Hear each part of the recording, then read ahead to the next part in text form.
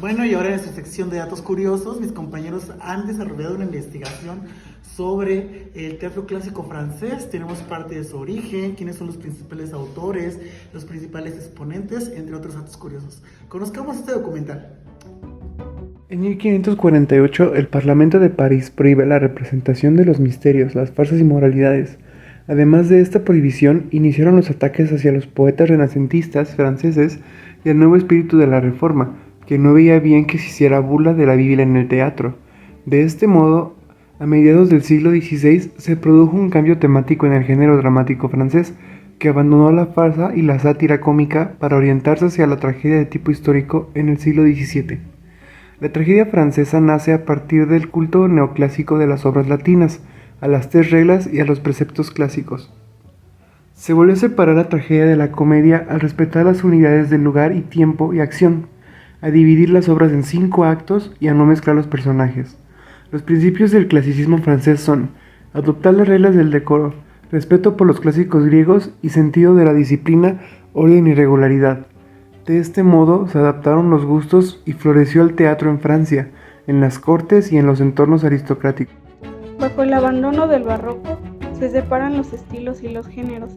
Las tragedias siempre serán en versos, con voz grave y con temas encaminados a la reflexión espiritual o moral. En la comedia, se refugian los personajes populares, los graciosos o los pequeños burgueses con sus preocupaciones cotidianas. Aquí se admite la mezcla de estilo, verso y prosa. En nombre del buen gusto francés, se prohíbe cualquier exceso y entre ellos se encuentran la muerte, los lances o la sangre. La unidad llega a las 3 reglas clásicas, unidad de acción y por tanto solo se admite una única trama, unidad de lugar y unidad de tiempo. Así, la narración al completo debe concentrarse en un solo día y en un único emplazamiento. Con ello se propician puestas en escenas gloriosas y extravagantes, incluso desde el punto de vista formal.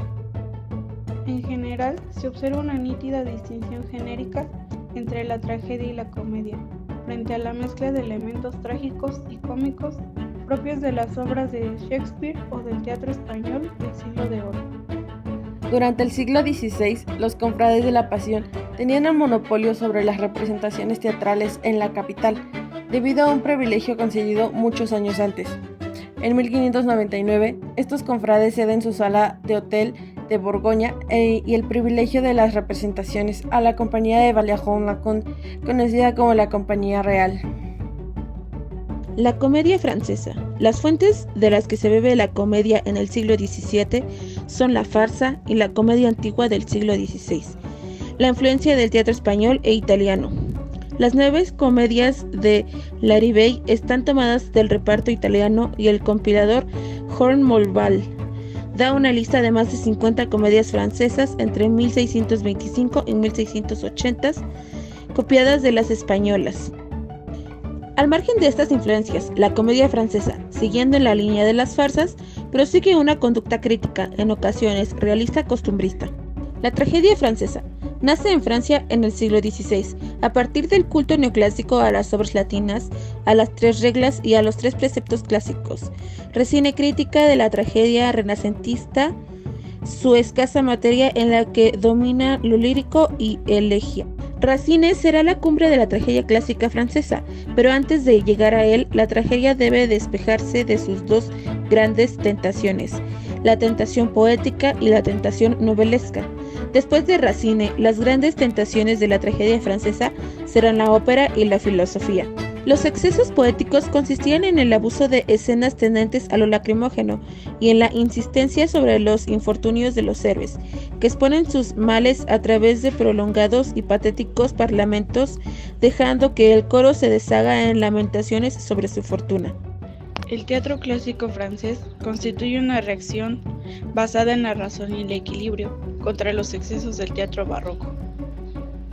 Los autores buscan verosimilitud y por consiguiente rechazan tanto los argumentos descabellados como los elementos de tipo fantástico o sobrenatural.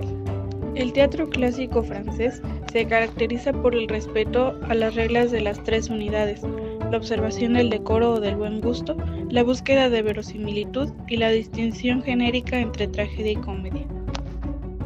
En la parte de los principales autores o representantes de este tipo de teatro tenemos a Molière, representante inicial de la comedia, y a Pierre Corneille, representante de la tragedia. Entre otros autores también podemos encontrar a Jean Racine. Es Molière quien a través de la sátira denuncia la hipocresía de la sociedad, utiliza recursos de comicidad tomados de la comedia italiana y de la comedia latina.